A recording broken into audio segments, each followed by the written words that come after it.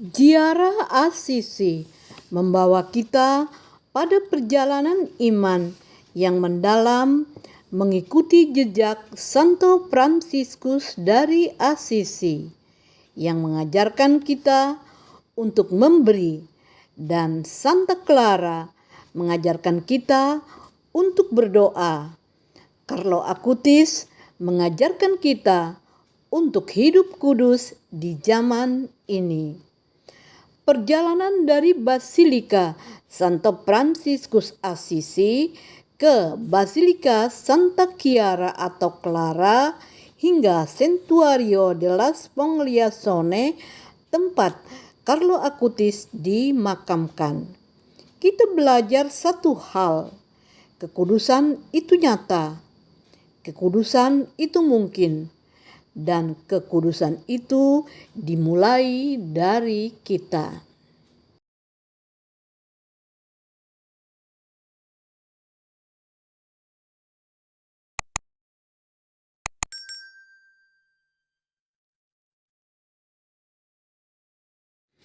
Perjalanan dimulai ke Basilika Santo Fransiskus dari Assisi.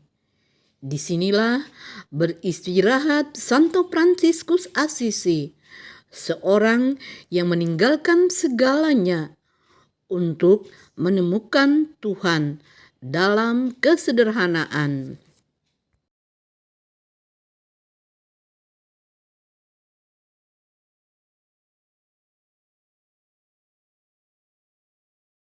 Berjalan kaki menuju Basilika Santo Fransiskus Assisi dengan perjalanan yang menanjak. Wah, capek banget.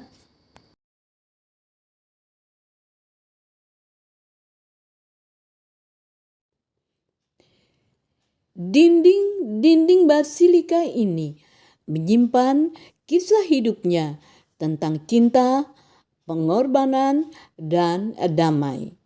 Di tempat ini kita belajar bahwa kebahagiaan sejati tidak terletak pada apa yang kita miliki, tetapi pada apa yang kita berikan. Fransiskus lahir dalam kemewahan, namun hatinya tidak pernah benar-benar merasa cukup. Hingga suatu hari ia memilih untuk melepaskan semuanya: harta, status, dan kenyamanan dunia. Ia berjalan dalam kemiskinan, namun justru menemukan sukacita yang sejati. Bagi Santo Fransiskus dari Assisi, setiap manusia adalah saudara. Setiap ciptaan adalah bagian dari kasih Tuhan. Ia mengajarkan kita untuk mencintai tanpa syarat, memberi tanpa menghitung, dan hidup dengan hati yang sederhana. Poster ini berisi pesan rohani tentang Santo Fransiskus dari Assisi, yaitu Fransiskus masih hidup dalam iman dan teladan kita.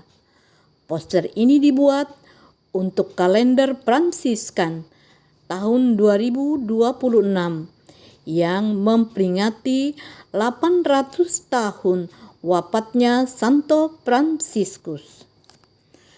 Tahun 2026 bukan sekedar merayakan, tetapi mengenang wafatnya Santo Fransiskus. Alasan kematiannya bukan untuk dirayakan, tetapi untuk diingat dengan penuh makna. Mengenang Santo Fransiskus berarti menghidupkan kembali nilai hidupnya, kesederhanaan, cinta kasih, dan kesederhanaan hati. Menyadari bahwa semangatnya tetap hidup dalam diri kita. Walaupun kita merasa belum sempurna seperti dia, kita tetap dianggap sebagai bagian dari keluarganya atau pengikutnya, dipanggil untuk melanjutkan kebaikan dan kebijaksanaannya dalam hidup sehari-hari. Ada harapan bahwa nilai-nilai Santo Fransiskus akan terus hidup dan menjangkau semua orang. Santo Fransiskus tidak hanya dikenang sebagai tokoh masa lalu, tetapi hidup melalui iman, tindakan, dan kasih yang kita jalani sekarang. Perjalanan berlanjut menuju Basilika Santa Chiara. Di sini bersemayam Santa Clara dari Assisi, seorang wanita yang memilih mengikuti jejak Fransiskus. Ia meninggalkan kemewahan hidupnya dan memilih hidup dalam doa, kesunyian, dan kasih yang mendalam. Dari tempat ini lahirlah kekuatan doa yang tak terlihat, namun mampu mengubah dunia. Dua basilika ini bukan hanya bangunan megah dari batu dan sejarah.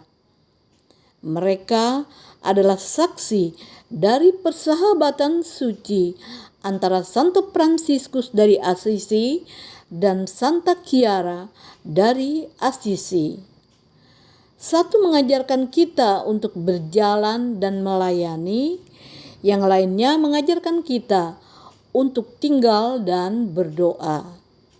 Namun, keduanya bertemu dalam satu tujuan, mencintai Tuhan sepenuh hati.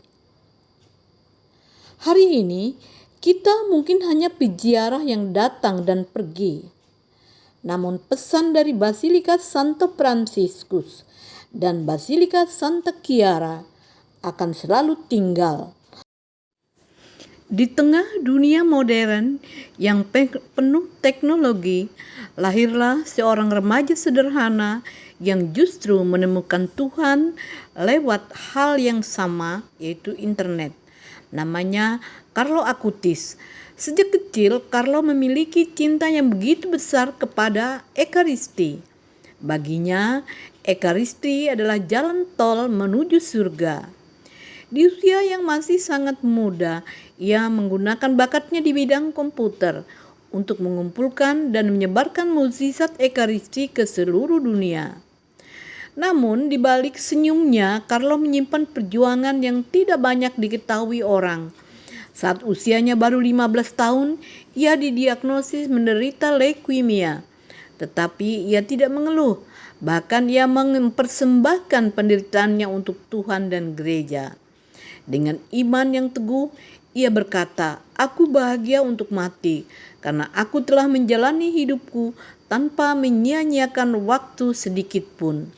Kini tubuhnya dimakamkan di Assisi, menjadi saksi bahwa kekudusan itu tidak mengenal usia. Carlo mengajarkan kita satu hal sederhana, bahwa menjadi kudus itu mungkin, bahkan di zaman sekarang. Dan mungkin perjalanan menuju Tuhan bisa dimulai dari hal kecil yang kita lakukan dengan cinta yang besar.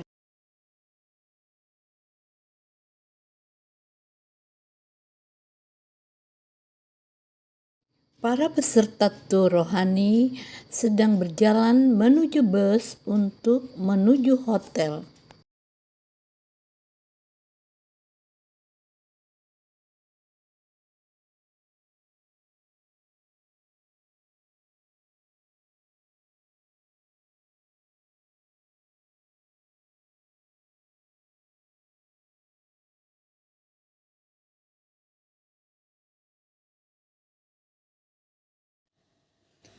Perjalanan rohani ini ditutup dengan langkah sederhana menuju bus, tapi hati rasanya penuh sekali. Dari keheningan basilika, doa-doa yang terangkat, hingga kebersamaan dalam rombongan, semuanya jadi kenangan yang tak tergantikan. Kini saatnya beristirahat menuju hotel dan menikmati makan malam dengan penuh syukur. Terima kasih Tuhan untuk hari yang indah iman yang dikuatkan, dan kebersamaan yang menghangatkan.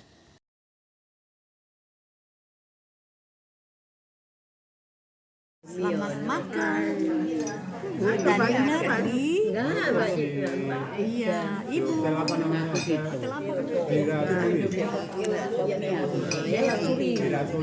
Wirasoli ya. Masih kita lihat. Iya, tadi ini. Oh iya. Preview.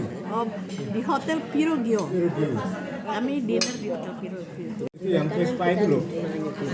Vespa itu kan preview ya. Vespa.